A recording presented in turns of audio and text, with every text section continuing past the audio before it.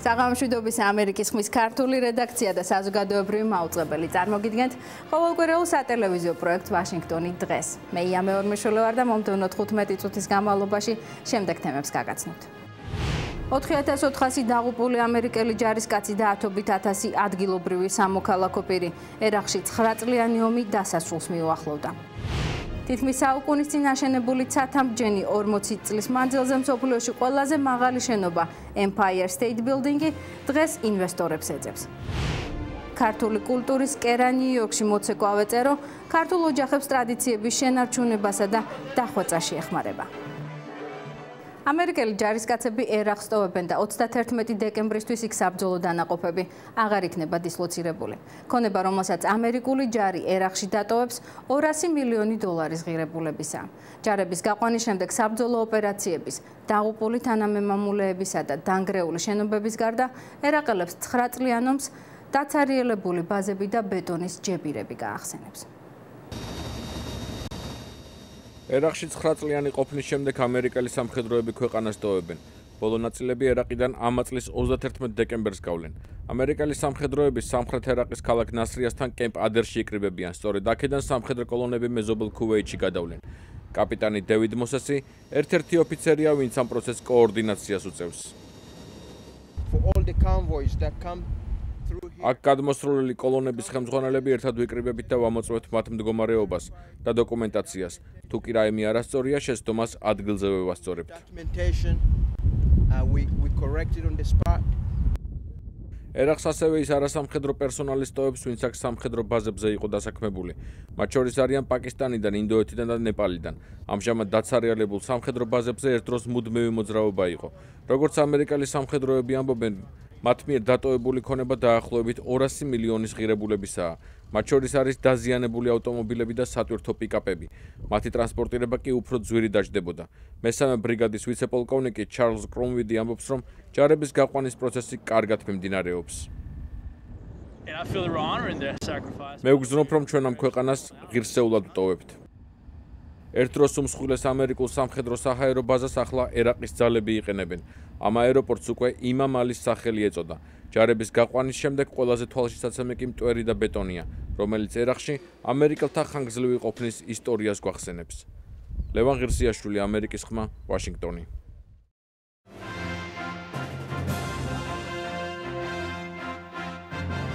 ნიუ-იორკის ერთ-ერთი ყველაზე ცნობილი ღირსშესანიშნაობა Empire State Building-ი თითქმის საუკუნის წინ აშენდა და 10 წლეულების მანძილზე მსოფლიოში ყველაზე მაღალი შენობა იყო. მიუხედავად იმისა, რომ 1930-იან წლებში ის ყველაზე კომფორტულ, ინოვატორულ და ლამა შენობად იყო მიჩნეული, დღეს მისი მფლობელები ინვესტორებს ეძებენ და შენობის რენოვაციისთვის თანხების მოძიებას ცდილობენ. უძრავი ქონების ბაზარზე ნიუ-იორკის ერთ-ერთი მთავარი ღირსშესანიშნაობა Empire State-ი გამოჩნდა.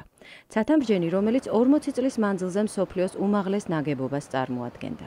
მალკინების ოჯახმა შენობა 10 წლის წინ 57 მილიონად შეიძინა. კვირის დასაწყისში ინფორმაციამ Empire State-ის საჯარო გაყიდვის შესახებ დიდი აჟიოტაჟი გამოიწვია. უძრავი ქონების აგენტები დეტალებს არ ახმაურებენ. ტერეზა მარტინი, ინვესტორთა ასოციაციის დამფუძნებელი, სხვებივით გაოცებულია და ძალიან აინტერესებს, რატომ გადაწყვიტეს მალკინებმა საოჯახო საგანძურის საჯაროდ გაყიდვა.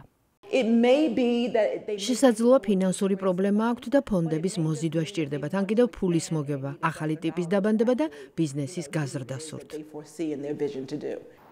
ორგანიზაციები და იურიდიული პირები, რომლებიც Empire State-ში საოფისე ფართს ქირაობენ, კომენტარზე უარს ამბობენ. არაოფიციალურ საუბრებში კი ლიფტების გაუმართავობას და გაყვანილობათა მოძველებულ სისტემებს უჩივიან. 80 წლის წინ აგებულ შენობაში მალკინების ოჯახმა $500 მილიონი ღირებულების სარემონტო სამუშაოები ჩაატარა. ახლახან ელექტროენერგიის დაზოგვის მიზნით იქ 6500-ზე მეტი ფანჯარა გამოცვალეს.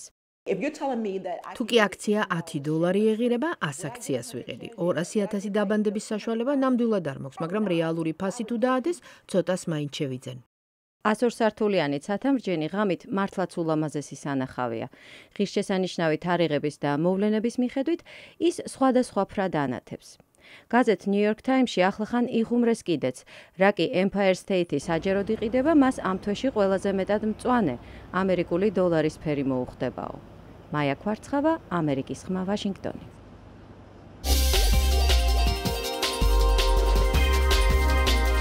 ამერიკის ხმის 70 წლის თავის აღსანიშნად მიიღეთ ჩვენი სპეციალური საჩუქარი. მოგწერეთ და ქართული რედაქცია ვაშინგტონიდან 2012 წლის საიუბილეო კალენდარს გამოგიგზავნით. ჩვენი იმეილია amerikiskhma@voanews.com. ველით თქვენს გამოხმაურებას.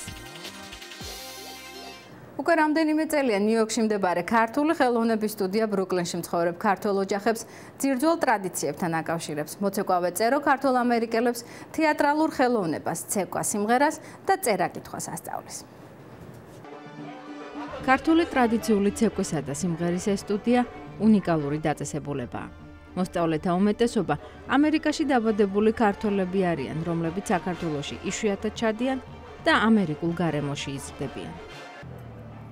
სტუდია მოცეკვავე წერო ნიუ-იორკის ერთ-ერთ უბან ბრუკლინში მდებარეობს და ის ცეკვის, სიმღერისა და თეატრალური ხელოვნების წრეებს, როგორც ბავშვებს, ასევე ზრდასრულებსაც სთავაზობს. გარდა გაკვეთილებისა, სტუდიის ბაზაზე არსებული თეატრალური დასი და მოცეკვავეთა ანსამბლი ნიუ-იორკელებისთვის უკვე საკმაოდ კარგადაა ცნობილი. საღამოობით ცეკვის გაკვეთილი პირველებს ყველაზე პატარა მოცეკვავეებს უტარდებათ. მიუხედავად იმისა, რომ მეცადინეობა ინტენსიური და საკმაოდ დამღლელია, ისინი მაინც კარგ ხასიათზე არიან და არც შტაბ-ეჭვილებების გაზიარებაზე ამბობენ უარს. ერთი ცეკვა რამდენიმე მათგანს განსაკუთრებით მოსწონს. აჭარული. რატომ იმიტომ ნელია და ლამაზი ცეკვა. ქართულს და აჭარულს. რომელი მოგწონს ყველაზე? აჭარული. ცეკვასთან ერთად აქ ბავშვები სიმღერასაც სწავლობენ. დასკვერი ხარკოვი. ინგლისურ სიმღერებს, ქართულ სიმღერებს რამჟამიერს, ნიუ-იორკს. რეპერტუარი ფართო აქვთ. სელენ დიონის ყველასათვის ცნობილი ჰიტიდან დაწყებული, წუნა და წრუწუნა სანგებით დამთავრებული.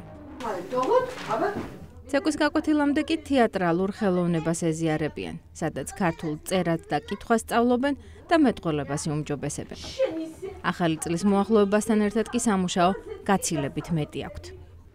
ქალბატონი ლია სტუდიის დირექტორია, ის ბავშვთა თეატრთან ერთად ქართული თეატრალური დასის დაარსებას სიამაყით აღნიშნავს. სიმართლე რო გითხრათ, მე მინდოდა, მაგრამ ვერ წარმომედგინა, რომ ეს შესაძლებელი იყო. ხო, და ნუ აი ციცომ თქვა, რომ ნუ როგორ აი მოდი ეს და მისი დამსახურებაა მაშინ. ასე ვიტყვი, რომ თეატრი შედგა. გესმით, აი ზოგჯერ შეიძლება ითამაშო სპექტაკლი, მაგრამ აი ჯგუფად არ ყალიბდები, აი თეატრად არ ყალიბდები. მაგრამ მე ნამდვილად შემიძლია ძალიან დიდი სიამაყით და სიტყვით ვთქვა, რომ ეს შედგა. პოპულარობის მოზიდვაში მოცეკვავე წეროს ხშირი კონცერტები, გამოსვლები და წარმოდგენები ეხმარება. We've been performing almost every week some part of us someplace. თითქმის ყოველ კვირას გვაქვს რაღაცა სახის გამოსვლა სადმე ახლოს. ასევე დავდივართ შორ გასტროლებზეც, ცოტა ხნის წინ მაიამიში ვიყავით და ახალი წლის შემდეგ იაპონიაში ვაპირებთ წასვლას. 15 წლის წინ დაარსებიდან დღემდე მოცეკვავე წეროს არაერთი კონცერტი გაუმართავს და სამომავლოდაც დიდი გეგმები აქვს. I would like this to be მინდა რომ ეს დიდი კულტურული ცენტრი გახდეს. ჯერ კიდევ ბევრი ადამიანია ისეთი, რომელმაც ჩვენს შესახებ არაფერი იცის. საცეკვაო დარბაზიდან ქართული ჰანგები გვიან ღამემდე ისმის და ფანჯრებთანაც ყოველთვის დგანან ცნობის მოყვარე გამვლელები. ამერიკის ხმის ქართული რედაქცია უკვე განახლებულ ფორმატში.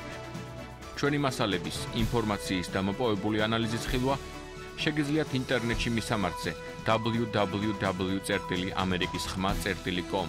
აქ თქვენ გელოდებათ მსოფლიოში მიმდინარე მოვლენები, მომხდარი საინტერესო ფაქტები. არ დაგავიწყდეთ ყოველდღე ჩვენი ვებგვერდის ნახვა. ის თქვენ მოვლენების შეფასებაში დაგეხმარებათ. ფილმი სისხლისა და თაფლის მიწაზე კინოთეატრებში ერთ კვირაში გამოვა. ბოსნიის ომთან დაკავშირებული ტრაგედიები არაერთ რეჟისორს გადმოუცია კინოფირზე, თუმცა ამ შემთხვევაში კინოსამყაროს ახალი რეჟისორი და სცენარის ავტორი სთავაზობს საკუთარ ხედვას. ანჯელინა ჯოლიმ ომის ტრაგედიას ბოსნიელი და სერბი წყვილის სასიყვარულო და საოჯახო ისტორიით გადმოგცემს. ოსკაროსანმა მსახიობმა ანჯელინა ჯოლიმ ამჯერად საზოგადოებას საკუთარი რეჟისორული დებიუტი წარუდგინა. ჯოლი ბოსნიის ომით დაინტერესდა და ამ თემაზე ფილმიც გადაიღო. The more I learned about it and რაც უფრო მეტად ჩავუღრმავდი ამ ისტორიას, მით უფრო მეტი დავინახე და გავიგე, რამაც საშინლად ამაღელვა. საოცრად ემოციური იყო ჩემთვის ქალების წინააღმდეგ განხორციელებული ძალადობა. ამიტომ გადავწყვიტე ფილმის შექმნა, რომელიც არა მარტო ცოლ-ქმრის ურთიერთობას, არამედ დედმამიშვილების, მშობლების და შვილების დამოკიდებულებას ასახავდა. ჯოლი ამ ფილმის რეჟისორი და სცენარისტიც არის. კინოსურათში, რომლის სათაურია სისხლისა და თაბლის მიწაზე, მუსლიმი ქალისა და სერბი მამაკაცის სასიყვარულო ისტორია ბოსნია-ჰერცეგოვინაში მიმდინარე ომის პარალელურად არის აღწერილი. ამერიკის ხმასთან საუბრის დროს ჯოლიმ იმედი გამოთქვა, რომ ფილმში ომის სიმძიმის ამსახველი კადრები და 1995 წლის სამშვიდობო შეთანხმება ფართო განხილვის თემად გადაიქცევა. მინდა ხალხს მუდამ ახსოვდეს ბოსნიის ისტორია და ასევე მსურს, რომ არასდროს დაივიწყონ ომის სისასტიკე. მინდა ასევე ჩემი დიდი პატივისცემა გამოვხატო ყველა იმ ადამიანის მიმართ, ვინც გადარჩა და ვისაც ახსოვს, თუ ჯერ კიდევ რამდენი რამეა გასაკეთებელი ნაიერევი ქვეყნის აღსადგენად. როგორც გაეროს კეთილი ნების ელჩი ბოსნიაში, ჯოლი, რომელიც ამასთანავე 7 შვილის დედაა და ბრედ პიტის პარტნიორი, გლობალურ საკითხებზე, როგორც მსახიობი, თავის დამოკიდებულებას და ზეგავლენას ყოველთვის გამოხატავს. ამ ფილმში ჩემთვის პირველად დაუპირისპირდნენ ერთმანეთს მხარეები, რასაც ჩემზე დიდი ზეგავლენა ჰქონდა. ახლა ეს კინოსურათი ყველა ჩემს სხვა ფილმზე ღირებულია. მიუხედავად იმისა, რომ ფილმში ასახულ ძალადობას დაზარალებული ადამიანების უარყოფითი შეფასებები მოჰყვა და ბრალდება, რომ ჯოლიმ ისტორიის მონაკვეთებით წიგნიდან მოიპარა, სარაევოში გამართულ ფილმის ფესტივალზე ეს ფილმი დადებითად მიიღეს. კინოსურათმა მთლიანობაში ძალიან კარგი შეფასებები მიიღო. თავად ჯოლიმ ყველა მონაწილეს და ასისტენტს განსაკუთრებული პატივი მიაგო. ეს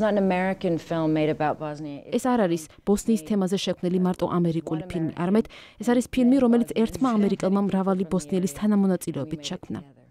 ფილმი სისხლისა და თაბლის მიწაზე შეერთებული შტატების კინოთეატრებში 23 დეკემბრიდან გამოვა, რომლის ნახვაც ორ ენაზე, ინგლისურად და ბოსნიურად იქნება შესაძლებელი.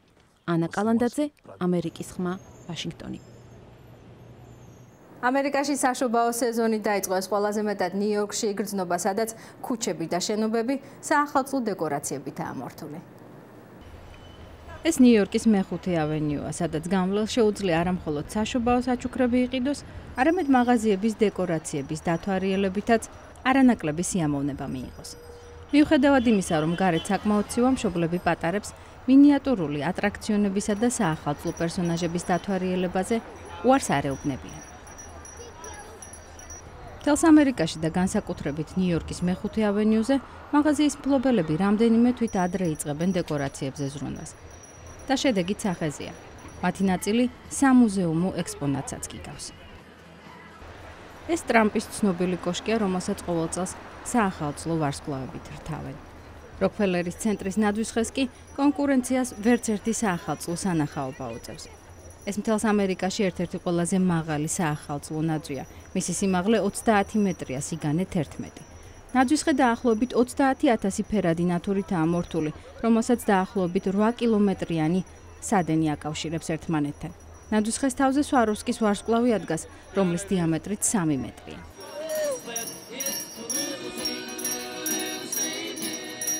და რა იქნებოდა შობა ახალი წელი ნიუ-იორკში ხსნის არმიის სეზონური კამპანიის გარეშე. გამვლელების გართობასთან ერთად მოხალისეები საქველმოქმედო ფონდისთვის წელს მხოლოდ ნიუ-იორკის ქუჩებში სავარაუდოდ $100,000 მოგროვება შეეცდებიან.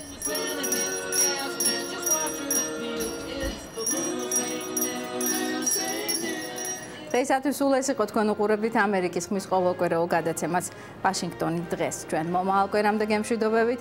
მანამდე კი თვალი გვადევნეთ ვებგვერდზე www.amerikisxma.com და გახსოვდეთ, რომ ამერიკის ხმა ინფორმაციის სანდო წყაროა.